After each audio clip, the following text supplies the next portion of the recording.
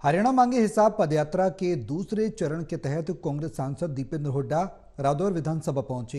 इस दौरान उन्होंने कार्यकर्ताओं में जोश भरा, तो वहीं बीजेपी और मुख्यमंत्री नायब सिंह सैनी पर भी निशाना साधा।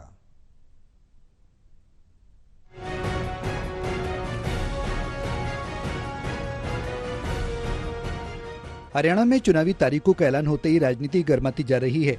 राजनेता भी अब खुलकर बयानबाजी कर रहे हैं। रादौर में कांग्रेस की हरियाणा मांगे हिसाब पदयात्रा की शुरुआत हुई।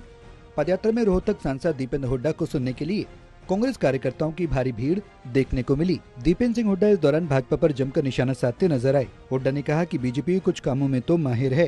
पिछले दिनों बीजेपी ने कई घोषणाएं की, लेकिन अभी तक उनमें से कोई भी घोषणा लागू नहीं हुई। उन्होंने कहा कि इसलिए अब बीजेपी को ये महसूस हो गया था कि ये घोषणाएं झूठी हैं और ये लागू नहीं हो सकती।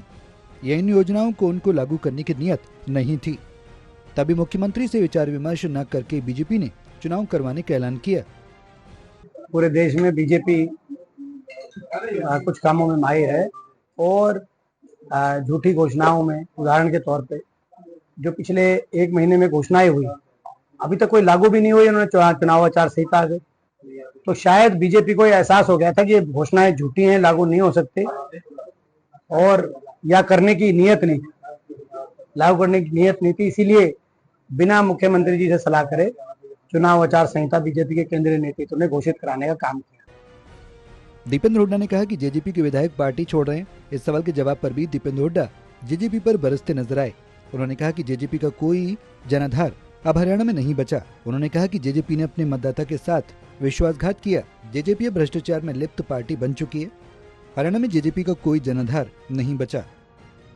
जेजेपी पार्टी की हरियाणा में कोई जनाधार नहीं बचा जेजेपी पार्टी का, क्योंकि जेजेपी पार्टी एक बहुत ही एक अपने मतदाता से विश्वासघाती पार्टी और एक भ्रष्टाचार में लिप्त पार्टी साबित हुई। उनका जनाधार नहीं बचा। दीपेंद्र हुड्डा यही नहीं रुके। उन्होंने इनेलो नेता अभय चौटाला पर जमकर जुबानी हमला किया।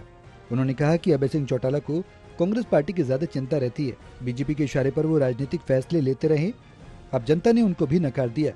जेजेपी और इनेलो का मुकाबला अब हरियाणा में नोटा से होगा।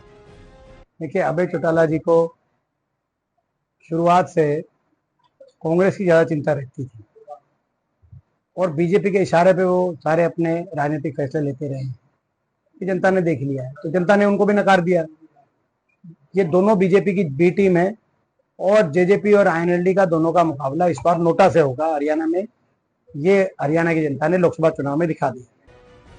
हरियाणा मांगे हिसाब अभियान के तहत सांसद दीपेंद्र हुड्डा बीजेपी को पूरी तरह से घेरने में जुटे हैं, लेकिन इसका कितना असर जनता को हुआ, ये तो 4 अक्टूबर को ही साफ हो पाएगा। यमुनानगर से राहुल सहजवानी की रिपोर्ट, टोटल टीवी।